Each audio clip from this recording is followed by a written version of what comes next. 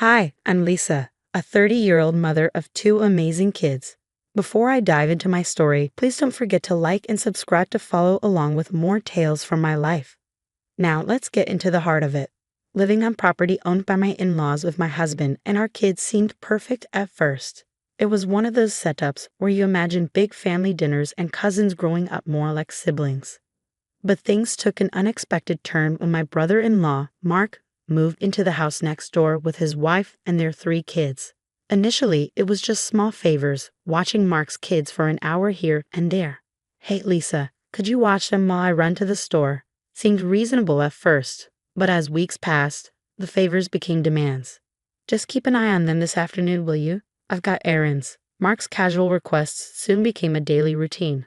One afternoon turned into every afternoon, and before I knew it, I was practically a full-time sitter, unpaid and exhausted. Even my own kids started to notice. "Mom, why are you always watching Uncle Mark's kids?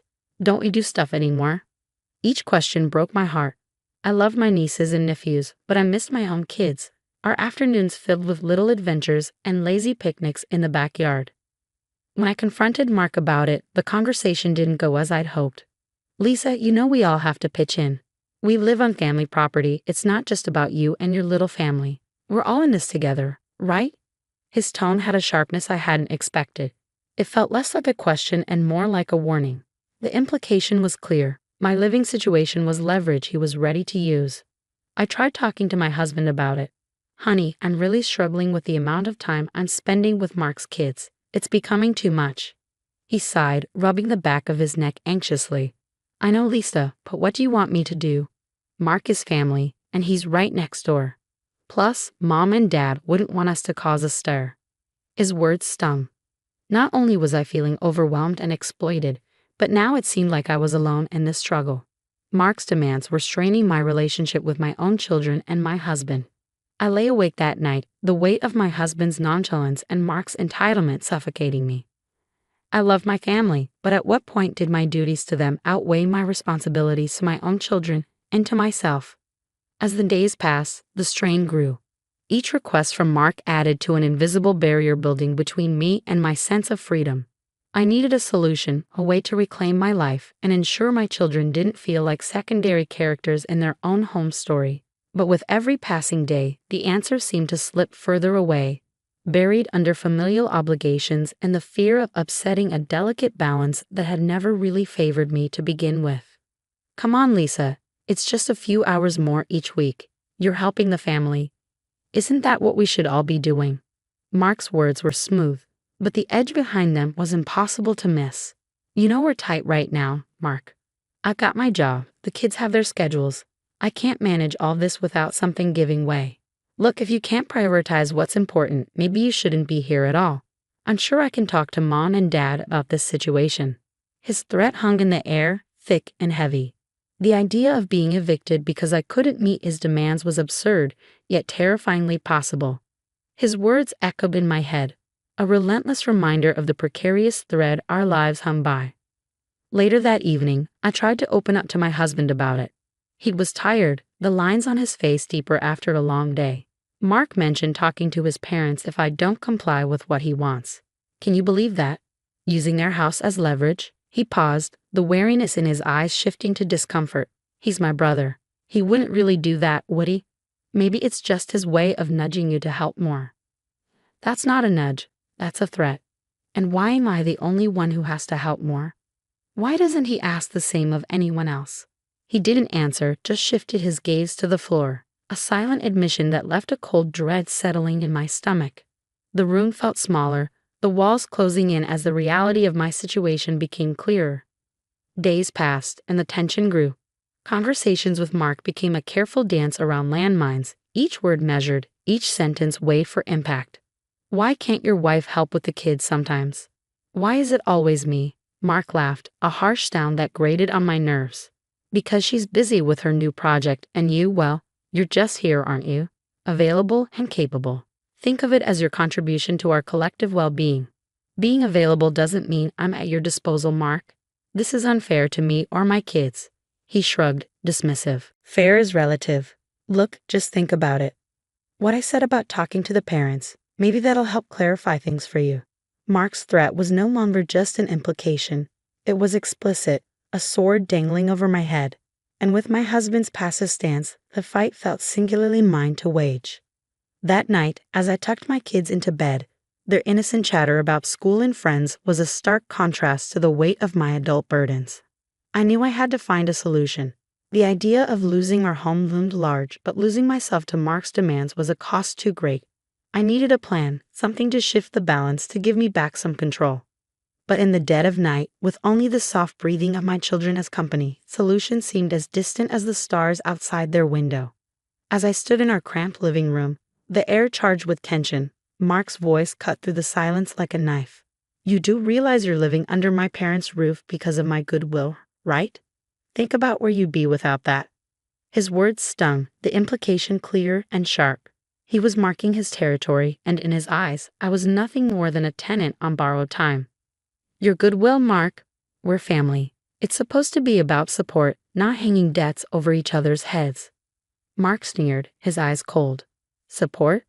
I'm supporting the whole family by letting you stay here. And how do you repay me? By complaining and shirking your responsibilities. The word responsibilities echoed mockingly. I felt a surge of anger, fed up with being treated like a pawn in his control game. Taking care of your children is not my responsibility, and using this house as leverage is low, even for you. He stepped closer, his voice lowering into a threatening whisper. Think very carefully about your next steps, Lisa. This isn't just about you and me, it's about where your kids will grow up. The threat hung heavy between us. After he left, I sat down, my mind racing.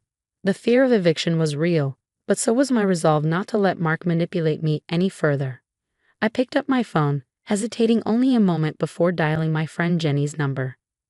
Jenny, I need some advice, some serious advice. Jenny's voice was a lifeline. What's going on, Lisa? I poured out everything from Mark's threats to the crushing weight of dependency. I can't live like this, always waiting for the other shoe to drop.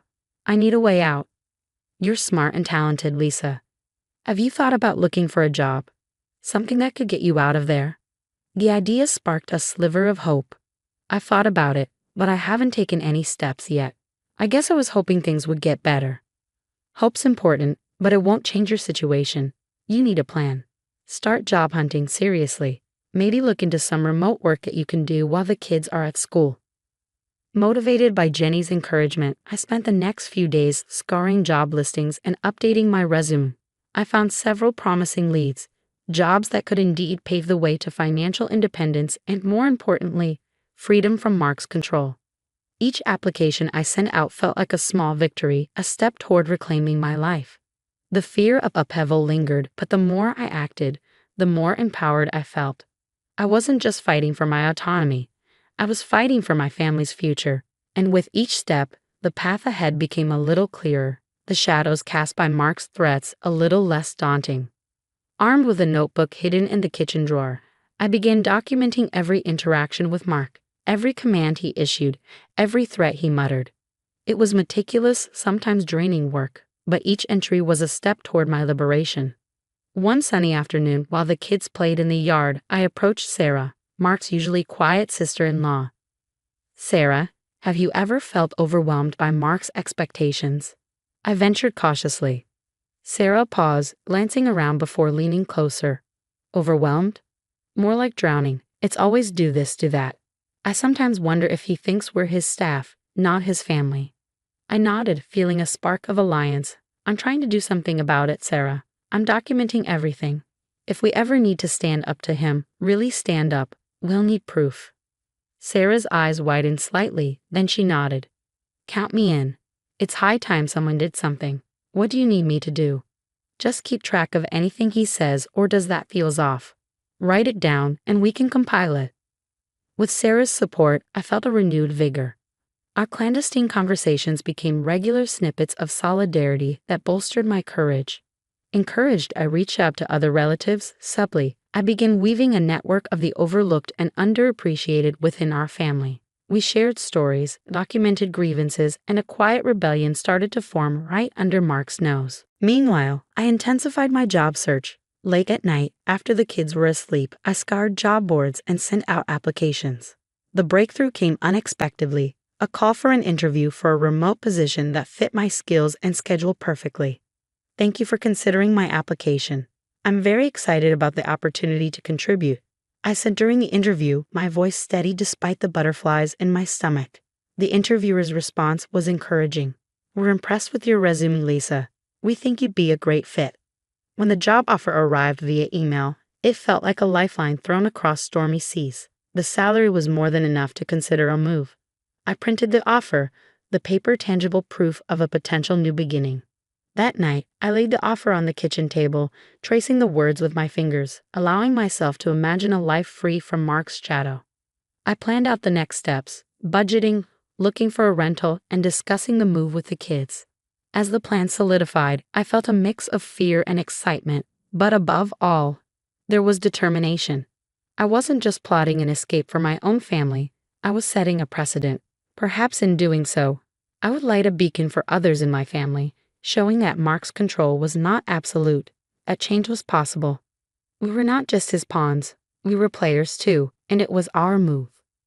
With a new job secured and my dossier of evidence thick with documented grievances, I called for a family meeting. It was time to bring everything into the open. As everyone gathered, the air was thick with tension, anticipation mingling with the faint hope of resolution. Mark, unaware of my newfound position, carried his usual air of authority. I've called this meeting because there are things we need to discuss as a family, I began, my voice stronger than I felt. It's about our family dynamics, about how we treat each other. Mark scoffed lightly. What is this, a therapy session? Come on, Lisa, what's the real reason we're here? Ignoring his remark, I continued pulling out my notes. It's about fairness, respect, and boundaries, things that have been sorely lacking. I looked around, meeting the eyes of my family members. Many of us have felt overshadowed by Mark's demands and expectations. It's time we address this. One by one, I read the entries from my notes, instances where Mark had overstepped, times he manipulated our dependencies for his gain. The room grew quieter with each example, the weight of the words settling around us. Then, unexpectedly, Sarah spoke up. Lisa's right, I've felt it too. Mark, you've been taking us for granted, using our gratitude for this home to control us. Others chimed in, their voices tentative but growing in confidence. The grievances poured out, not with anger, but with a plea for change. Mark looked around, the realization dawning that his usual tactics wouldn't work this time. I didn't realize you all felt this way. I thought we were just functioning as a family. It's not functioning if it's only working for you, I said, my tone steady. We need to find a balance where everyone feels respected. The discussion that followed was long overdue. We talked about expectations, responsibilities, and most importantly, respect. By the end, the family dynamic had shifted perceptibly. Mark, faced with the collective voice of the family, had to acknowledge his overreach. In the weeks that followed, I prepared for our move. The decision to leave was bittersweet, filled with the promise of independence but tinged with the sadness of change. We found a small house, not far, but far enough to start anew.